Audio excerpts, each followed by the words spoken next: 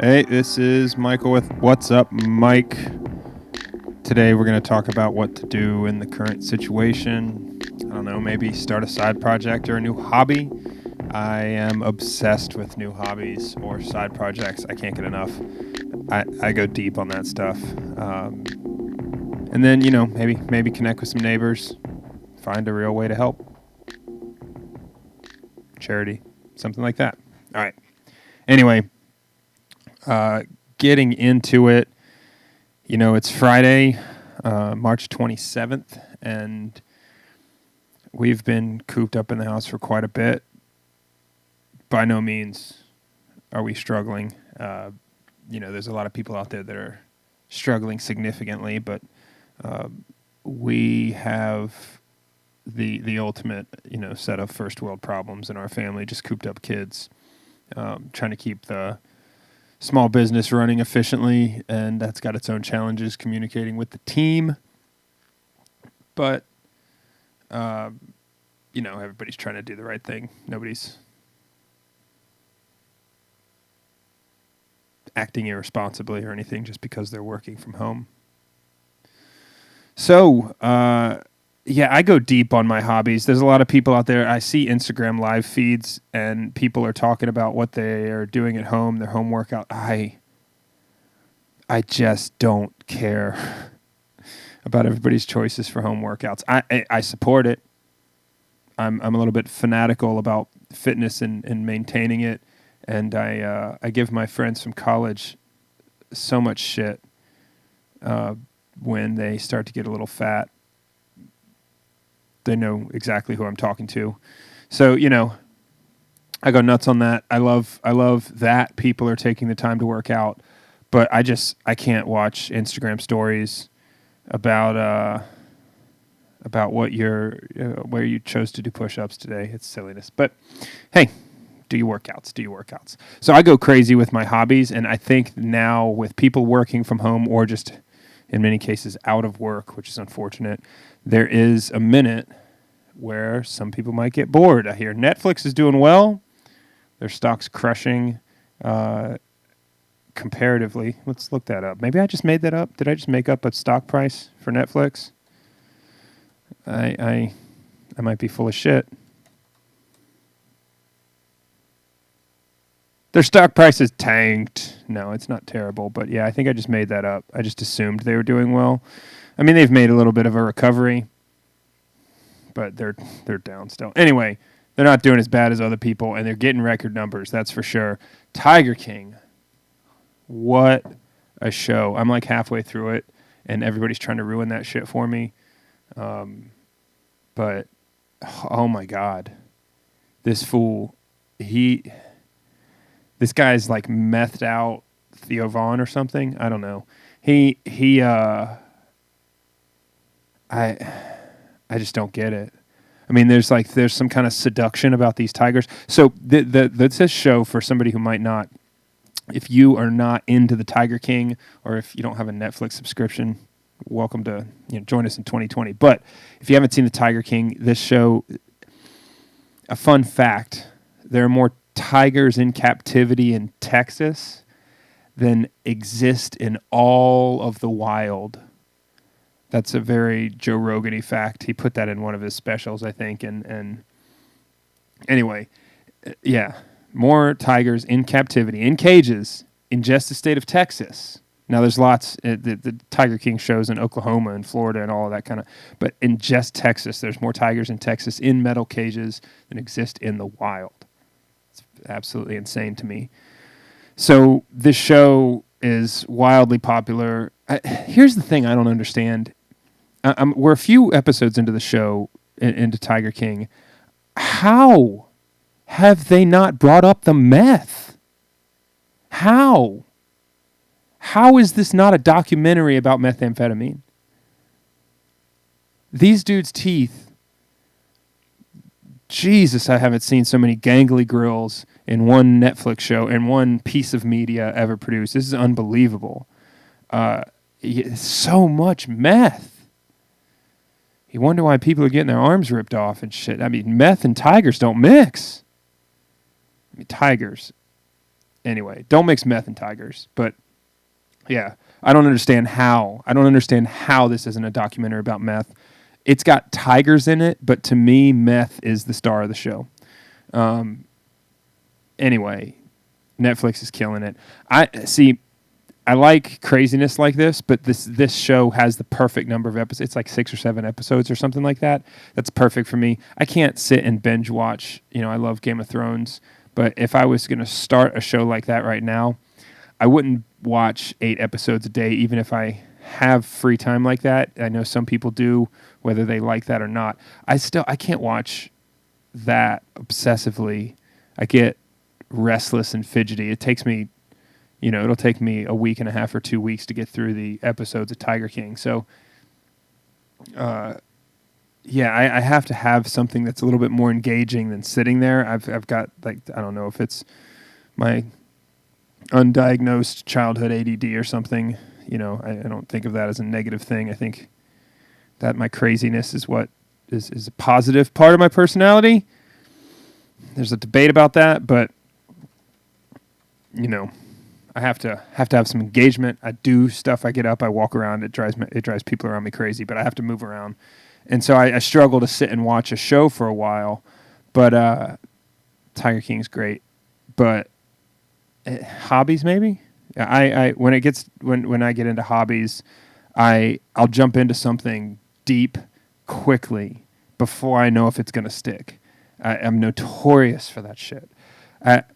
I will go so deep on something so fast with a new hobby, and it gets dangerous because I'll spend that cash early. I'll just hemorrhage cash on a new hobby so I can get as deep, get all the right tools, all the right shit for it. Read all the books and deep dive on YouTube and follow all the people on Instagram and just go nuts. But buying the right tools and the right stuff and the right gadgets for it and all that kind of shit. I go so deep on something. And so what I found is dangerous when I get into a new hobby. When I find a new one, I gotta be very, very careful. And I can only let myself go deep if I've been doing it for 2 or 3 years and I haven't gotten tired of it. Then it might be safe to spend some money on it. Because I mean, there have been things, I don't even know trying to think of the most embarrassing. I went hard on coffee. I still love coffee. I've got coffee in my hand right now, and it's 4 p.m. I love coffee, but I went hard on like single origin, hand pour. The ritual's kind of fun. That was a deployment hobby. But eventually, I don't know, Keurig's just so damn convenient. Eventually, the convenience of that kind of stuff overtakes the fascination with the ritual of hand pouring your cup of coffee in the morning. This shit's got Bailey's in it right now because it's, I guess everybody's drinking on quarantine, but yeah, that one I got pretty deep. I've still got all the stuff, and I'll occasionally dump some hot water and some ground coffee beans. But what's some other shit I've gotten into deep? I don't know. Video games occasionally, but like I get into something and I get obsessive, even if it's just the researching side of it and I don't buy the stuff. It takes all of my time. I consume all of the media, so I gotta be careful. But I found a few. They work for me. And the ones that I find, the hobbies that I find that I enjoy that are actually engaging in the right way, they tend to have a couple of factors about them. Usually they're the most difficult version of whatever that thing is, whatever the kind of in that genre the hobby exists in. It's the most difficult version of it, the one with the longest progression timeline. And then another part of the hobby is that it requires a very regular practice. Like it needs to have things to do 5 to 7 days a week for me to be satisfied with it, because I have this like restless urge to move and do stuff and like mess with it. And so I have to find things that they go deep and I can get better at them for 20 years and they require constant engagement. So I like gardening, but I keep old bonsai trees that are. It takes painstaking amount of work, but that's the reason why it's engaging. And there's constantly something to do. I do jiu-jitsu. It's the martial art that takes the most work to get good at, and once you're good at it, it shits on everything else. So, you look at the UFC or anything else, any of the evidence from the past 30 years, jiu-jitsu is harder and takes longer and requires lots of engagement and requires live sparring, and it helps me get the demons out. Fight someone in the rubber matted room so you don't fight them in the Walmart parking lot. But, it's that kind of stuff that goes deep, leaves you exhausted, takes crazy attention to detail, is the most engaging for me.